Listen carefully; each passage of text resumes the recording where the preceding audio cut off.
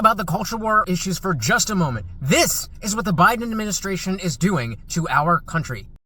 Is racial discrimination wrong?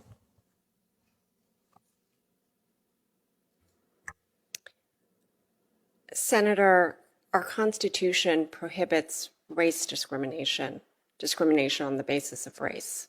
Okay, let me ask again, is racial discrimination wrong? Senator, as a judge, I don't deal with issues of morality or whether something... So you have no views on whether it's right or wrong? Senator, because that is an issue that is frequently litigated before the courts, pursuant to Canon 3 of the Code of Conduct. Okay, so why does the Constitution prohibit racial discrimination?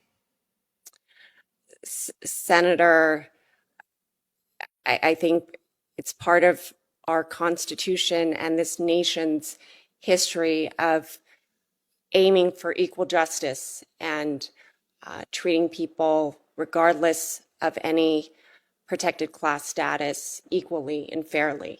So discriminating based on race violates, I think you just said, our Constitution's history of aiming for justice. Is that a fair characterization? Senator, our case law, if you're talking about race discrimination under the law, yes, pursuant to Supreme Court precedent, race discrimination under the law is prohibited. So you and I are both graduates of the Harvard Law School. We were there at the same time. I don't think we crossed paths. We did not. As you know, our alma mater is currently before the Supreme Court for its longstanding practice of discriminating against Asian Americans. And many top universities across the country have vicious discrimination policies against Asian Americans. They are reminiscent of the quotas against Jews that we saw these same schools impose in the 1950s. These schools believe that Asian Americans have been too successful academically, and that if they allow students to compete based on merit, they'd have too many Asian Americans.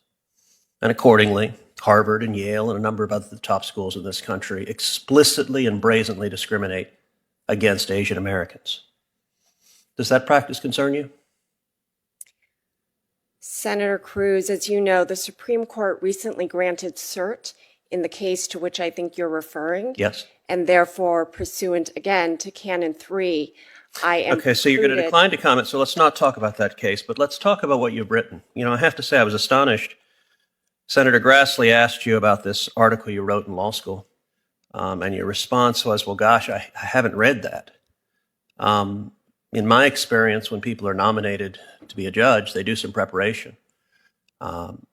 Did you not reread it in preparation, or did the Biden team tell you don't read it because you don't want to answer questions about it? Senator, I read it, but again, the question that Senator Grassley... Okay, good. So you read it, so let's talk about it. I've read it sitting here, and I find it stunning. Look, there is a pattern of this administration nominating political activists and radicals to the bench, and they've done it for a year. And it's highly concerning. So I'm looking at what you wrote, your words.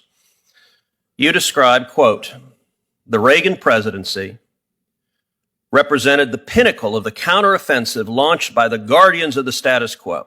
In the face of institutional resistance, activist movements redirected their focus from liberation to survival.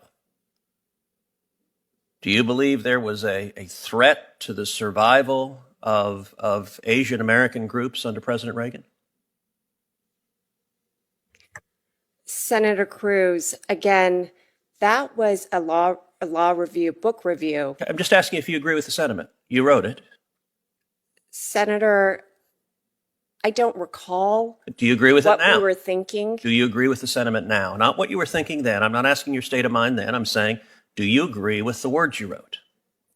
Senator, again, I don't know what our purpose. I don't want your purpose then. Today, as you listen to the words you wrote, do you agree with them, or do you think I was wrong? Senator, without the complete context. Okay, let's read a little bit more then. You talk about the neoconservative view, and here's what you define an Asian neoconservative: as someone with an opposition to racism, so that's good, but a commitment to ending affirmative action programs. And you write, quote, the neoconservatives' narrow vision of success currently threatens to impose divisions within the Asian American community and among different ethnic groups. Emphasizing personal achievement and success as measured by the status quo, the Asian American neoconservative fails to acknowledge the shared history of oppression and then ties their individual success to the survival and liberation of all oppressed peoples. Judge Kato, as I read this, what you're saying, and if you will permit me to use a more common vernacular, you're saying that to be sufficiently woke, an Asian American must support policies that discriminate against Asian Americans.